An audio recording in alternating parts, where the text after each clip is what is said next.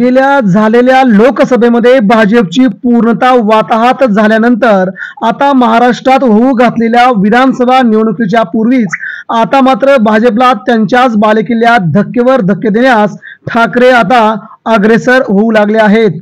उद्धव ठाकरे सध्या देवेंद्र फडणवीस आणि मुख्यमंत्री श्री एकनाथ शिंदे यांच्यावरती जोरदार प्रहार करत आहेत। जशास तसे आक्रमक स्वरूपात उत्तर देण्यास आता उद्धव ठाकरे माहीर झाले दिसतंय। याच वेळी उद्धव ठाकरेंच्या शिवसेनेचा 17-0 ने विजय यामुळे भाजपचा बालेकिल्ला पुरता ढासळला।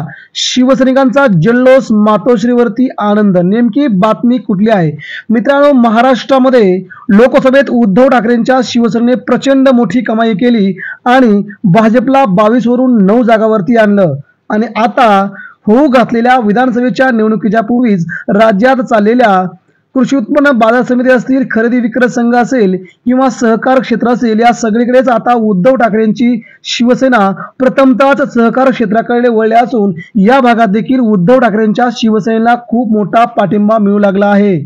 आज झालेल्या धाराशिव येथील भूमपरांडा वाशी या मतदारसंघातील साधारणतः कृषी उत्पन्न बाजार समितीमध्ये 17-0 ने उद्धव ठाकरेंच्या शिवसेनेने भगवा फटकावला आहे।